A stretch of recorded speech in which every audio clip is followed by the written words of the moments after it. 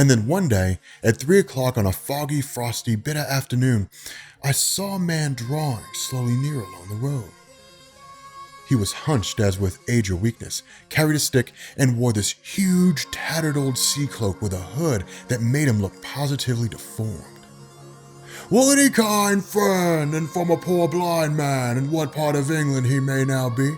he shouted in an odd sing-song manner. "You're at the Admiral Benbow," I replied. At that moment, the blind beggar's hand jerked out and gripped me like a vice. "Now, boy, take me to the captain. Take me straight up or I'll break your arm." We stepped into the captain's room. He sat up, took one look at the blind beggar, and all color drained right out of his face. I saw him reach under the blanket for what I knew must have been his cutlass. And at that moment, blind beggar's head cocked to the side as if he was listening for something. Then he looked back at the captain and smiled. "Oh, Bill, now I can't see, but I can hear a finger stirring." The captain withdrew his hand. "Business is business," said the blind beggar. "Hold out your left hand."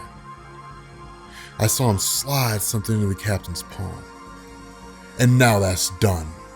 And with these words, and with a nimbleness like you wouldn't believe, he skipped into the parlor and out onto the road, where as I stood motionless, I could hear his stick go tap-tapping into the distance. It was some time before I or the captain regained our bearings, but he looked down into his palm, jumped up, cried out, "10 o'clock! 6 hours! We'll beat him yet!" But even as he did so, he reeled, made this odd gurgling sound, clutched his hand to his throat, and fell with his whole height, face foremost, onto the floor, stone dead. Treasure Island has, and will always continue to be, one of my favorite stories. Oh, there's so much that happens in that story. Swashbuckling pirates, mutiny, betrayal, murder, theft, treasure and gold, all kinds of things. Movies like Pirates of the Caribbean are all predicated on Robert Louis Stevenson's Treasure Island. But it's interesting, because when you go and you read that book, in reality, the whole thing's told from the perspective of Jim Hawkins, which for a small exception is told by Dr. Livesey, I think. And by and large, Jim Hawkins is not very interesting. He's not a very intriguing character, not that fun to follow. What makes Treasure Island so cool is everybody else. Long John Silver and the Captain and Black Dog and all these different guys. So the way the story plays out, at least up to the point that we got to, was that you have this tavern, more or less, called the Admiral Benbow. And it's run by Jim Hawkins, his mother, and his father. Now, his father's not long for this world. And in fact, that's established within the first chapter that his father's on his way to going out. And by chapter number 3, his father's basically dead. But in the first chapter, this stranger walks in. Not really a stranger, but just a man walks in. And he's basically a guy they only refer to as the captain. And the reason why is because he only ever introduces himself as the captain. Now, he pays for the first month and then never pays again. But what this guy would do is every morning he would go up to the cliffside with his spyglass and he would look and see who was coming and going from the various ships that made port. And then once he was done, he would come back to the Admiral Benbow and he would spend the rest of the day getting drunk. Now, the Admiral Benbow was kind of like the hangout spot for the local town. And once this guy showed up, it was insane. Like the way to hear Jim Hawkins tell it, what this guy would do is the whole place would be packed with people, right? It'd be totally filled with people. Everybody's talking, everybody's having a great time. They're drinking alcohol, and the captain just sitting in a corner by himself would just slap his hand on the table for silence all around, and everybody would just be quiet. He'd just be like, "Bow!" And everybody would just stop talking because they all knew it meant silence. And then what he would do is he'd do one of two things. Either he would start singing this wicked old sea song, 15 men on a dead man's chest. You guys have heard that song before. Or he would start telling stories about life at sea, right? Like wild deeds in the Spanish Main and dried tortugas and walking the plank and all kinds of stuff. And the people in the town were both terrified and excited by it, right? Like they were horrified at the stories this man would tell because he would sound like one of the wickedest men God ever allowed upon the sea. But then they wouldn't want to leave. But the captain himself was crazy, right? Like if somebody asked a question while he was telling a story, he'd fly off at the handle. Or if no one asked a question, he would assume they weren't listening, so he would fly off at the handle. God would lose his mind. And it continued like this, day after day, week after week, month after month. But there came a point when the captain pulled aside Jim Hawkins and said, "Hey, I'll give you a silver 4-penny every month if you keep your eye open for a seafaring man with one leg." Let me know if anybody else weird shows up, but especially if that guy shows up. So one day, the captain had gone off to the cliffside, right? He'd done his whole thing, looking, using the spyglass, looking at the comings and goings. And then this man walks in that Jim Hawkins had never seen before. And this guy asked Jim Hawkins, he says, "Is there a man that stays here named Bill?" And Jim's like, I don't know anybody named Bill. We've got a captain that stays here, but I don't know anybody named Bill. And he says, okay, well, let's just say, for example, your captain is my friend Bill. And let's say your captain looks like Bill. And he describes exactly what Bill looks like.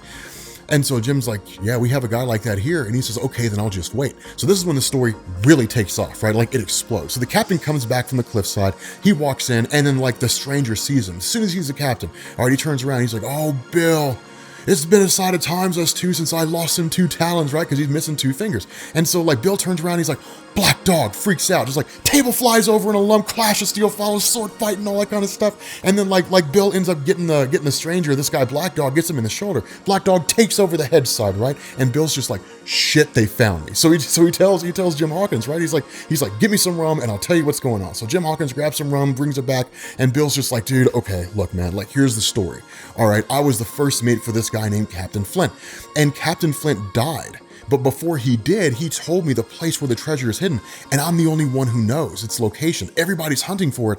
I'm the only one who knows a place where the treasure's hidden. So I will share half of it with you if you make sure Black Dog and those guys don't get me first. And so the captain goes upstairs. He's recovering from his injuries, right? That leads into the section about Pew that we covered at the beginning of this video. So basically, like, Pew leaves and like the captain's dead. So as soon as the captain's dead, what ends up happening is Jim Hawkins and his mom start rummaging through all of his shit, because that makes sense. And the captain had shown up with this chest, this great big huge sea chest that nobody had ever seen open. And so while Jim Hawkins and his mom are rummaging through it, like if Jim Hawkins is taking his time moving stuff out, his mom just is like she's like, fuck it. She just grabs the stuff, just starts throwing it in every direction. And they discover like this oilskin packet that Jim Hawkins puts in his pocket, and then this canvas bag that jingles with the sound of gold. So they're just like, damn, man, we found gold. Well, while they're rifling through everything, suddenly Jim Hawkins stops, grabs his mom's shoulder, right? He's like, wait.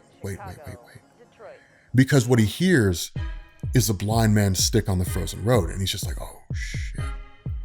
Dude, like the blind beggar's back.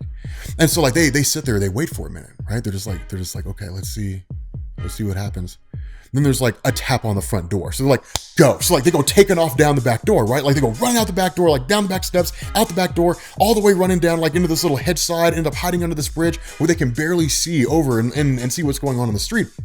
And there's this lantern bobbing to and fro, and the blind man standing at the front door, right? So he's just like, down with the door. Door comes smashing down. Get in there! So all the guys go running in, and he's like, sort the whole place out. So they go running up. One of the guys is like, Bill's dead! Bill's dead! And so like Pew, this guy is just like, search him all, you Shogun lovers, and the rest of you off and get the chest. So the other guys go running and get the chest. Third voice comes out. They've been here before us. Someone's been through the chest already. Pew starts freaking out. He's like, it's that boy. I knew I should have put his eyes out when I had the chance. Starts swatting and swinging with his walking cane. Everybody just swinging and just like swatting everything. All right, now the other pirates are all trying to like wrestle it from its grasp, right? They're just like, this is that thing, trying to wrestle it from its grasp. This whole thing makes its way out into the street. Now, while all of them are fighting, Jim Hawkins looks over because what he hears is horses galloping and then a pistol shot from the head side. Buccaneers scatter. Pew has no idea what's going on, right? Guy's blind as a bat, has no idea what's going on, totally bewildered, stumbles into the path of the oncoming horses where he gets trampled to death. So like Jim Hawkins and his mom descend, like they ascend back up onto the road, and they end up finding out it's Supervisor Danson for revenue officers. So they're like, okay, well, let's go back to the Admiral Benbow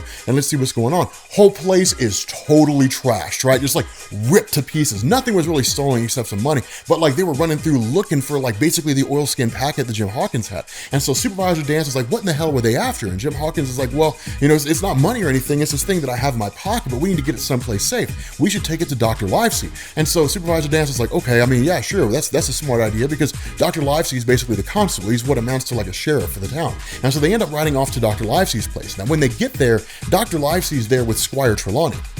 And what ends up happening is Supervisor Dance tells a whole set of events that had gone on, and then Jim Hawkins tells his side of the story. Now, as soon as Supervisor Dance is done, he leaves. And so it's just Dr. Livesey, Jim Hawkins, and Squire Trelawney.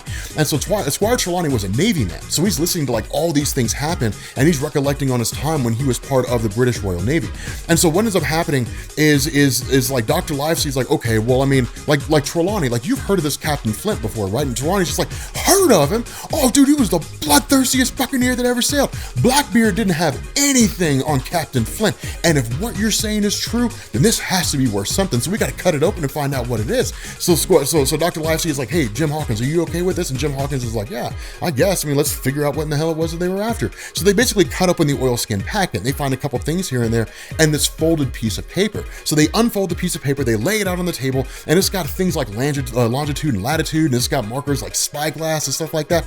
But then there's like this X, and then written above the X are the words treasure buried here. Livesey loses it. He's just like, oh dude, not Livesey, Trelawney loses it. He's like, Livesey, you will give up this wretched practice at once. Tomorrow, you and I sail for Bristol. In 2 weeks' time, we'll have a whole ship, we'll have a crew, the whole 9 yards. Like, I'll be admiral, you'll be ship's doctor, and Jim will be cabin boy. We'll grab Joyce, Red Ruth, and Hunter. Like, dude, we're gonna get this treasure in like a year's time. Basically, we're gonna sail, we're gonna grab this shit. And so Livesey's like, okay, look, Trelawney, I'm down with that, but there's only one person here that I'm worried about. And he's like, well, and Trelawney's like, well, who in the heck are you worried about? And Livesey's like, I'm worried about you, man, because you can't keep your mouth shut. Like, you will run your mouth, you're going to tell somebody what's going on, and they're going to either race us to the treasure, or they're going to stow aboard, they're going to kill us, and then they're going to find the treasure themselves. And so Squire Trelawney's, yeah, he's like, dude, don't worry about it, man. I'm not going to run my mouth. Nobody's going to know what's going on.